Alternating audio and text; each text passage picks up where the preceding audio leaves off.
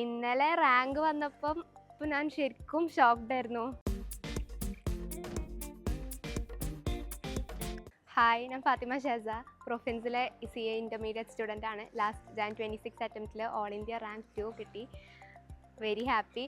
ഞാൻ പ്രൊഫിൻസിൽ എത്തിയതെന്ന് പറഞ്ഞാൽ CAക്ക് വന്നത് ഞാൻ 10th കഴിഞ്ഞപ്പോഴേ കോമേഴ്സിലോട്ട് പോയി. പിന്നെ അങ്ങനെ കോമേഴ്സിലെ ബെസ്റ്റ് ഓപ്ഷൻസ് നോക്കുമ്പോൾ ഒബ്വിയസ്ലി CA ആണല്ലോ ഫസ്റ്റായിട്ട് നമ്മൾ കാണുക. അങ്ങനെ CAക്ക് വന്നു.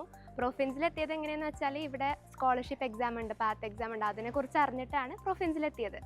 അത് എഴുതിയപ്പോൾ എനിക്ക് ഇവിടുത്തെ സെക്കൻഡ് റാങ്കും കിട്ടിയിട്ട് 50% സ്കോളർഷിപ്പോടെയാണ് ഞാനിവിടെ ഫൗണ്ടേഷൻ പഠിച്ചത്. ആൻഡ് ഫൗണ്ടേഷനിൽ കേരള ടോപ്പറായപ്പം ഇൻ്ററിൽ 100% സ്കോളർഷിപ്പും കിട്ടി. ഇന്നലെ റാങ്ക് വന്നപ്പം കോൾ വന്നപ്പോൾ ഞാൻ ശരിക്കും ഷോക്ക്ഡ് ആയിരുന്നു. ലൈക്ക് റൈറ്റ് വേർഡ്സ് കിട്ടണില്ല, അങ്ങനെയൊക്കെ ആയിരുന്നു. എന്നിട്ട് എല്ലാവരും വിളിച്ച് റാങ്ക് വന്നെന്ന് പറഞ്ഞു.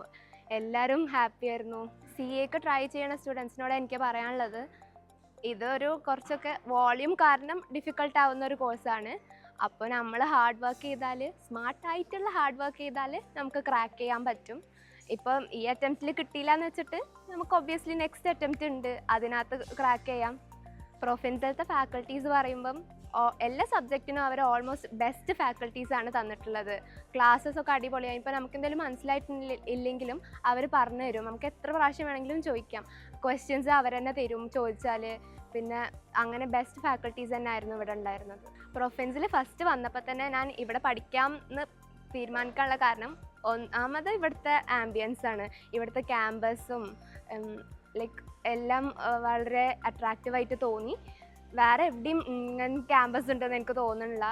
പെരിന്തൽമണ്ണയിൽ ലൈക്ക് മലബാറിൽ തന്നെ ബെസ്റ്റ് ക്യാമ്പസ് ആയിരിക്കും ഇത്.